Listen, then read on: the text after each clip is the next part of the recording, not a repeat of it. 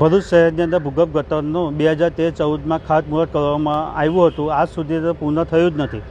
અને બીજી બાજુ અત્યારે જે પૂર્વ પટ્ટી જે વિકસિત રહેલો છે એની અંદર પણ મોટી મોટી સ્કીમોની અંદર બિલ્ડરો મા નર્મદા નદીની અંદર સીધું જ ગટર લાઇન દ્વારા મળમૂત્ર ઠાલવી રહ્યા છે. અને બીજી બાજુ મા નર્મદાની આસ્થાને લઈને એક ઉત્તર વાહિની પરિક્રમા ચાલી રહેલી છે.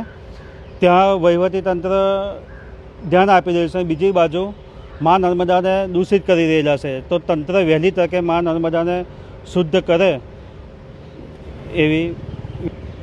જસવંતભાઈ, કેટલા સમયથી આ પાણી દૂષિત પાણી તવરા સાઈડથી સોસાયટીઓમાંથી જાય? જ્યારથી આ નવી સ્કીમો ચાલુ થઈ ત્યારથી અમે વહીવટીતંત્રનું વારંવાર ધ્યાન દોર્યું. અરજીઓ આપીને ફોટાઓ વિડીયો સાથે અમે આપેલું હતું.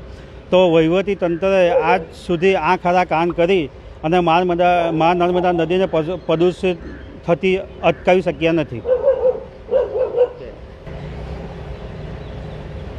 એવું કહેવાય છે જસવંતભાઈ કે મા નર્મદાને ખાલી દર્શન માત્રથી પાપ ધોવાઈ જાય છે, તો તમે શું કહેવા માંગશો એક નાગરિક તરીકે? હા, એક લોકવાયકા છે કે મા નર્મદાના દર્શનથી માણસ પવિત્ર થઈ શકે. તો એક બાજુ ઉત્તર વાહિની પરિક્રમા બી હાલમાં ચાલી રહેલી છે. તો એના સંદર્ભમાં અમે બી અમારા ભરૂચ પૂર્વ પટ્ટી ઉપર જે નવી સાઇટો ચાલી છે એનો બિલ્ડરો એકદમ મા નર્મદામાં મળમૂત્ર ઠાલવી રહેલા છે. કોઈ ત્યાં વ્યવસ્થા છે અને એ લોકો ગેરકાયદેસર ગટર લાઈન રાખીને અમે વારંવાર કલેક્ટરશ્રીનું ધ્યાન દોર્યું, અરજીઓ આપી, બધું જ કહ્યું, આજ સુધી એ લોકો કંઈ નિરાકરણ લાવી શક્યા નથી. તમારી શું માંગ છે? અમારી માંગ છે કે મા નર્મદા નદી પવિત્ર થાય.